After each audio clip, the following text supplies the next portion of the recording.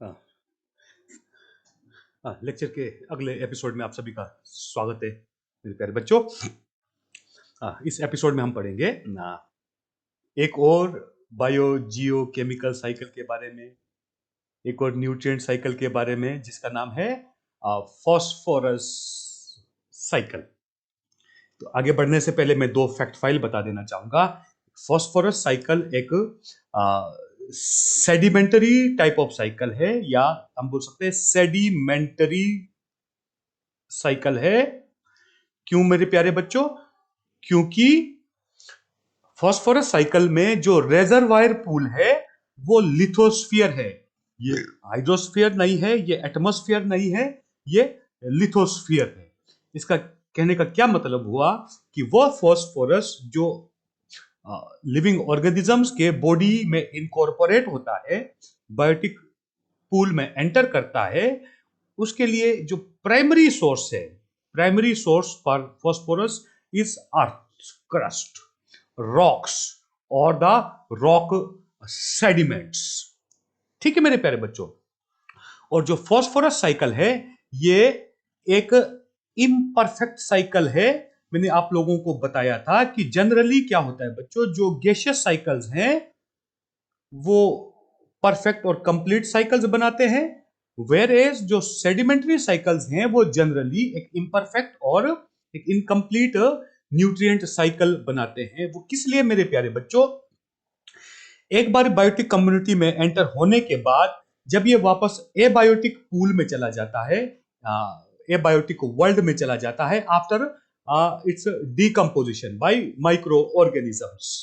ठीक है, this phosphorus can not be replaced back or cannot be moved back or cannot be transferred back to the reservoir pool, or it cannot become available to continue the cycle, the phosphorus cycle again for many years. And many years means millions of years, millions of years। वो कैसे होगा बच्चों? जब मैं आगे cycle दिखाऊंगा आपको, cycle में जब आपको समझाऊंगा वहां पर आपको ये सब कुछ क्लियर हो जाएगा। ठीक है मेरे प्यारे बच्चों। और दो फैक्ट फाइल्स हो गए, एक तो ये है कि ये गैसियस साइकिल है, दूसरा फैक्ट फाइल कि ये इम्परफेक्ट साइकिल है, और तीसरा फैक्ट फाइल हम लेंगे कि this is very important for living organisms because it plays a vital role. Vital role का क्या मतलब है? In its absence, like that of hydrogen, carbon, oxygen and nitrogen, in its absence we cannot think of any living organism। किस लिए मेरे प्यारे बच्चों? एक बारी बता देता हूं। जो हमारा जेनेटिक मटेरियल है mostly DNA, very few cases RNA. DNA कैसे बनता है बच्चों? फॉर एग्जांपल है ना, DNA is a polymer of nucleotides. और न्यूक्लियोटाइड्स कैसे बनते हैं बच्चों? जब एक नाइट्रोजनस बेस के साथ एक शुगर ग्रुप जुड़ता है तो क्या बनाएगा? न्यूक्लियोसाइड। और न्यूक्लियोसाइड के साथ एक जब फॉस्फेट ग्रुप जुड़ता है बच्चों, PO4 3 नेगेटिव, है ना, जो कि फॉस्फोरिक एसिड से डिसोशिएट होकर बनता है, तो ये हमारा बन जाता है न्यूक्लियोटाइड। ठीक है, जैसे एडिनिन का न्यूक्लियोटाइड है, गुआनिन का न्यूक्लियोटाइड है, साइटोसिन का न्यूक्लियोटाइड है, थायमिन का न्यूक्लियोटाइड है, यूरासिल का न्यूक्लियोटाइड है। तो ये पॉलीमराइज करते हैं और जेनेटिक मटेरियल बनाते हैं। ठीक है, तो फॉस्फेट के बगैर हम और फॉस्फोरस के बगैर हम जेनेटिक मटेरियल की कल्पना बिल्कुल नहीं कर सकते हैं। उसी प्रकार से जो एनर्जी करेंसीज है, adenosine triphosphate, nucleo nicotinamide adenine dinucleotide phosphate, ठीक है, इनमें भी फॉस्फेट ग्रुप जुड़ा होता है बच्चों। फॉस्फेट ग्रुप जुड़ा हुआ का मतलब क्या है? इनमें भी फॉस्फोरस इनकॉर्पोरेटेड होता है। फॉर एग्जांपल एटीपी को लेते हैं मेरे प्यारे बच्चों। जो एडेनिन का न्यूक्लियोसाइड होता है जिसमें एक प्यूरिन रहता है एडेनिन नाम का, वो एक राइबोस शुगर के साथ जुड़ता है। ठीक है, और उनके साथ जब एक फॉस्फेट ग्रुप जुड़ के आके जुड़ जाता है बच्चों, ठीक है, शुगर मॉलिक्यूल के साथ, तो क्या बनता है बच्चों? Adenosine monophosphate. दो जुड़ गया तो adenosine diphosphate.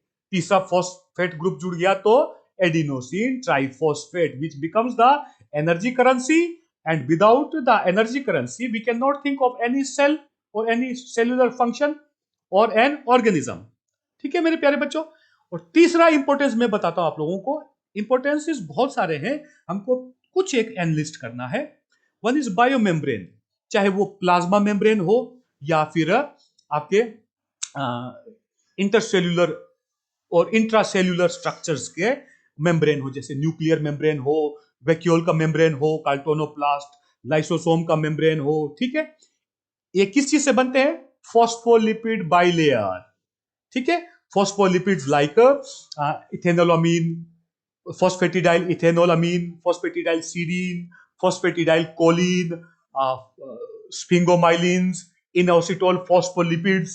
In all cases, phosphorus is always there, and it is well established in our literatures that a biomembrane or the plasma membrane is a boundary between biological world and physical world.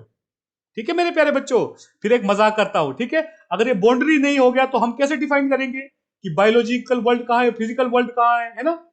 ठीक है, so this is the importance of phosphorus for living organisms. One more example छोटा सा लेते हैं। Fruits में बच्चों, fruits में जो स्टोरेज टिश्यू होता है उसमें बहुत सारा फॉस्फोरस एक्यूमुलेट होता है। For example one is Musa paradisiaca, और banana is a good source of very rich source of phosphorus. You can tell it to your elders कि केले का छिलका ऐसे नहीं फेंक देना है मम्मी पापा, ये हम खेतों में डालेंगे तो हमको फॉस्फोरस मिलेगा, और खेतों से फॉस्फोरस प्लांट्स लेंगे, प्लांट से वो फॉस्फोरस फिर हमारे अंदर आएगा। ठीक है, तो आप इस तरह से अपने घर में भी समझा सकते हो। One more fact file, last one regarding bone. We can not think of any bone without calcium and phosphorus.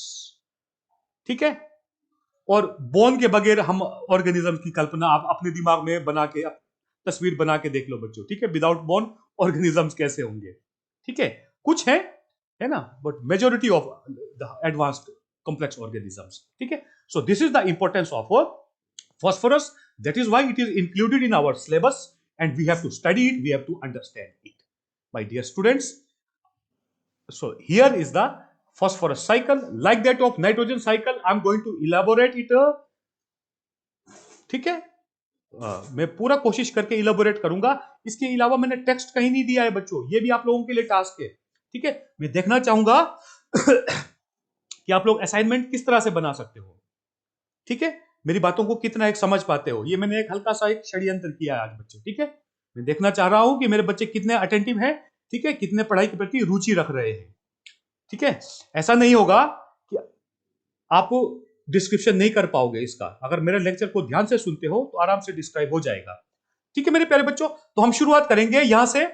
Phosphorus in rock और rock sediments which is the part of lithosphere, and दस in case of phosphorus cycle the reservoir pool is a lithosphere.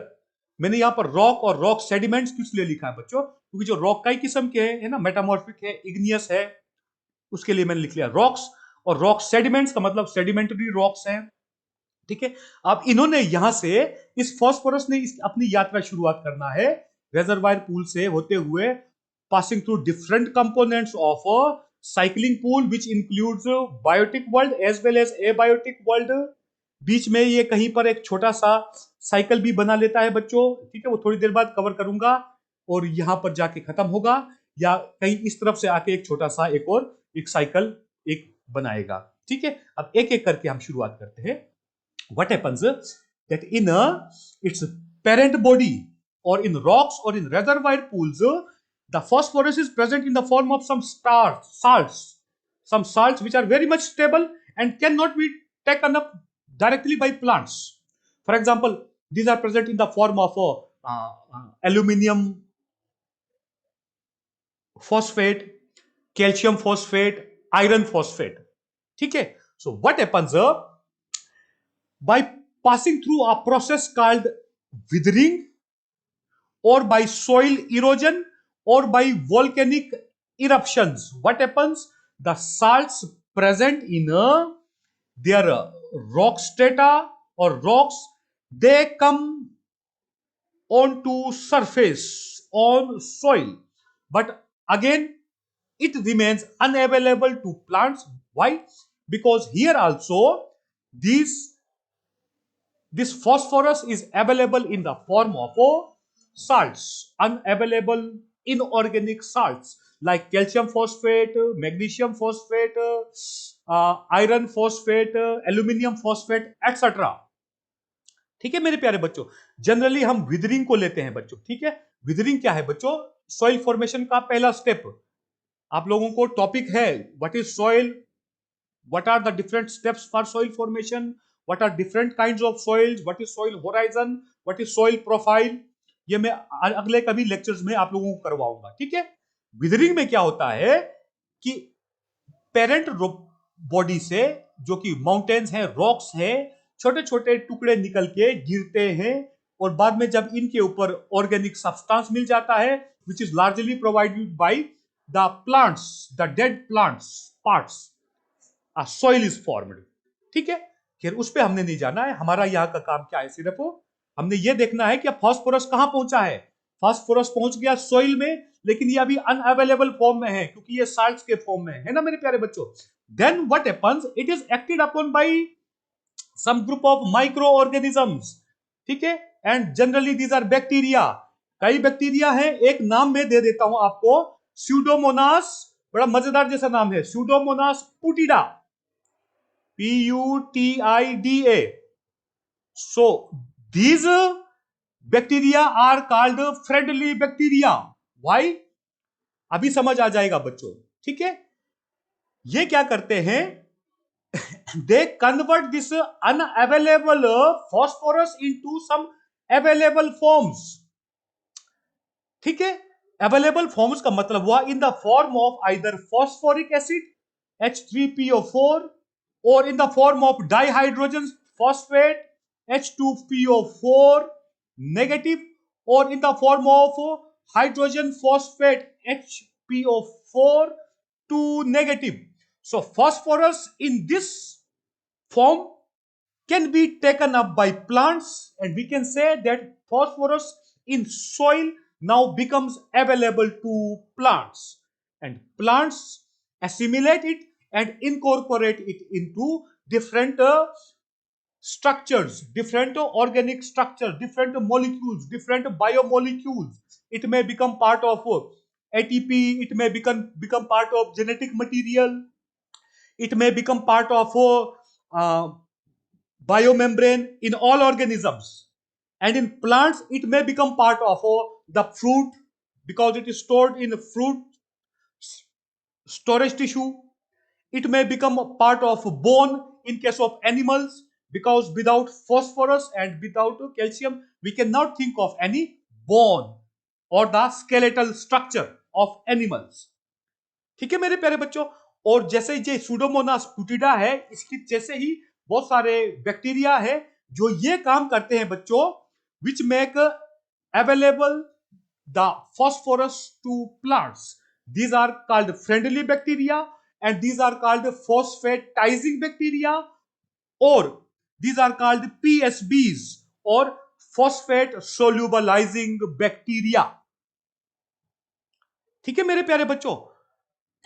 अब जैसे ही plant के अंदर available पहुंच गया phosphorus, हम क्या बोलेंगे, phosphorus now has entered into biotic pool, और phosphorus now has been transferred into or moved into or replaced into the biotic pool. And inside a biotic pool, plants or the autotrophs are the first organisms from where, passing through different trophic levels, which includes consumers of different types, herbivores, primary carnivores, secondary carnivores, tertiary carnivores or top carnivores, even omnivores, and then they pass into decomposers after death and decay of plants and animals. And again phosphorus thus enters into abiotic pool, ठीक है मेरे प्यारे बच्चों। तो फिर क्या होगा, अब से प्लांट्स के पास हमारा फॉस्फोरस पहुंच गया, इसके बाद प्लांट से ये एनिमल्स, अभी मैं पढ़ा रहा हूं बेटू, बाहर जाओ, ठीक है, close it, I don't have बेटू, क्लोज इट, अंदर जाओ बेटा, भीमीराम सर के पास होगा, अंदर जाओ। from plants it enters into animals and gets incorporated into the body of animals, and after death of animals and death of plants it again reaches or moves into the abiotic pool. ठीक है बच्चों, again here in abiotic pool which is soil in a lithosphere में, ठीक है, this phosphorus is again in unavailable form. ठीक है मेरे प्यारे बच्चों, फॉर एग्जांपल हम बोन को लेंगे, ठीक है, बोन के अंदर जो फॉस्फोरस है वो तो अवेलेबल नहीं होगा, किनको, प्लांट्स को, क्योंकि फॉस्फोरस डायरेक्टली ह्यूमंस हम इनटेक नहीं कर सकते हैं, एनिमल्स इनटेक नहीं कर सकते हैं. Again in soil these are acted upon by phosphatizing bacteria or phosphate solubilizing bacteria, and thus they make this phosphorus now again available to plants. यहां पर मैंने एक छोटा सा एक एरो लगाना छोड़ दिया है, मुझे लगा कि मैं बाद में बताऊंगा, है ना, क्योंकि शुरू में कहीं एक्स्ट्रा हम एरोज लगा देते हैं तो स्टूडेंट्स बहुत अधिक कंफ्यूज कर जाते हैं, ठीक है. So now after the activity of phosphate solubilizing bacteria, the phosphorus present in soil becomes available to plants. So in this fashion it can again start a small cycle, ठीक है, और वो साइकिल ऐसे रहेगा बच्चों, ठीक है, either this way, or what happens with the help of water, this phosphorus, either available phosphorus और दिस अनअवेलेबल फॉस्फोरस, इसके लिए यहां पर एक और एरो देना पड़ेगा बच्चों, are washed away by water, है ना, and it enters into the water bodies. Now अब इसके बाद जो इसका किस्मत है, इसका चांस है फॉस्फोरस का, वो वेरी करता है. पहला चांस क्या है मेरे प्यारे बच्चों, अगर ये फॉस्फोरस पानी के साथ बहता हुआ कहीं शेलो वाटर बॉडीज में, है ना, क्या बोलते हैं हम,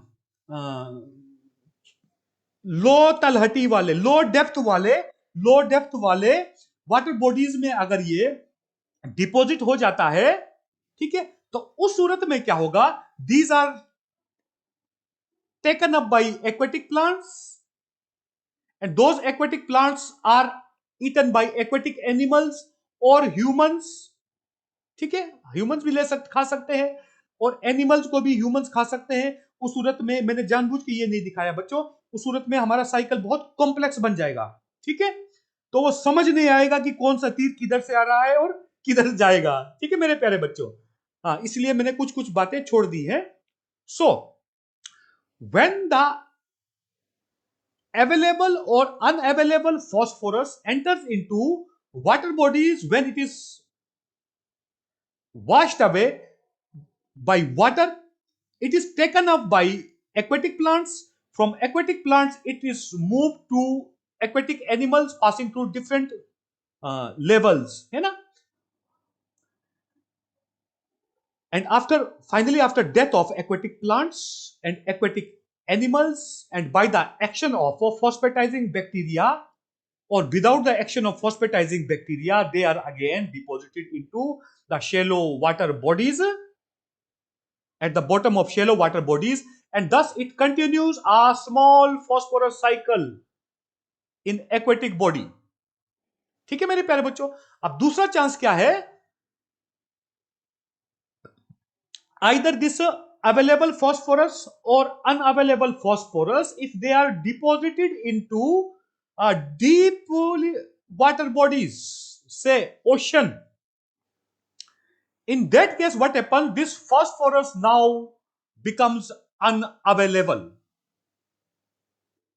ठीक है, it becomes unavailable to be recycled or to enter into the phosphorus cycle again, or to become a part of the biotic components, or to become the part of plants and animals again.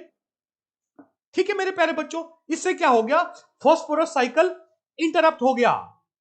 और इसका क्या मतलब है कि phosphorus cycle एक imperfect type of cycle बन जाता है. Why, because the replacement of that और the transfer of that mineral nutrient has been interrupted for millions of years. So this type of nutrient cycle is said to be imperfect or incomplete type of nutrient cycle. ठीक है, after millions or billions of years it may become available again. ठीक है मेरे प्यारे बच्चों, अब आप बोलोगे कैसे? जो सेडिमेंट्री रॉक्स हैं बच्चों, सेडिमेंट्री रॉक्स कैसे बनते हैं?